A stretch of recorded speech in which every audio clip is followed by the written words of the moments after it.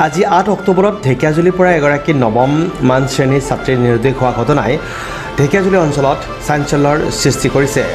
উল্লেখযোগ্য যে ঢেকিয়াজুলি পৌৰসভাৰ অন্তৰ্গত 5 নম্বৰ ৱাৰ্ডৰ বাসিন্দা কামেশ্বৰ ৰামৰ কন্যা তথা Dhekiajuli Debendra green group English memorial হাইস্কুলত অধ্যয়নৰত ৰুঞ্চিকা ৰাম নামৰ 16 বছৰীয়া নৱম শ্ৰেণীৰ ছাত্ৰীগৰাকী আজি স্কুলৰ পৰাই নিৰুদ্দেশ হয়।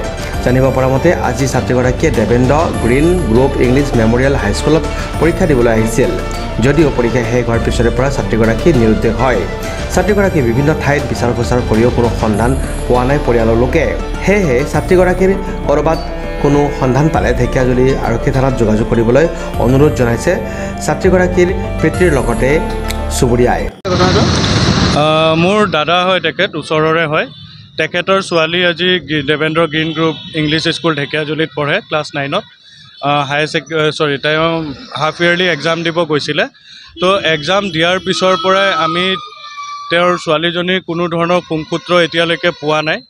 তো কোনো সদাশয় ব্যক্তিয়ে যদি তেওঁৰ বিষয়ে বা কোনো ব্যক্তিয়ে তেওঁৰ বিষয়ে কিবা সুংসূত্ৰ পায়, তেওঁ দাদাই কোৱা নম্বৰটোত জনালে হ'ল বা ঢেকিয়াজুলি পুলিচ ষ্টেচনত এটা যোগাযোগ কৰিলে হ'ল। ঢেকিয়াজুলিৰ পৰা Prashanta Baishya report, News Express, Assam.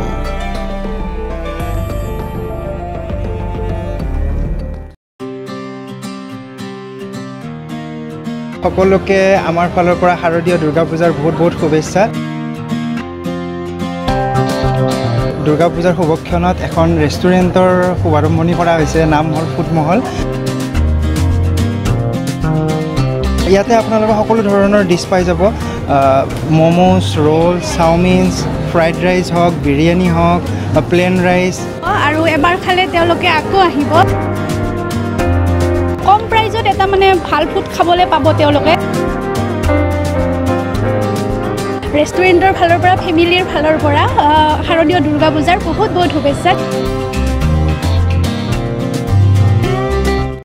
ফুডমহল restaurant, গুৰেশ্বৰ bus stand, Kannada বেংকৰ সমীপত। এটি সুন্দৰ পৰিৱেশত উন্নত মানৰ খাদ্য সম্ভাৰৰ সোৱাদ ল'বলৈ আজিয়ে পৰিয়ালৰ সৈতে আহক ফুডমহললৈ। যোগাযোগ কৰক 9101455077।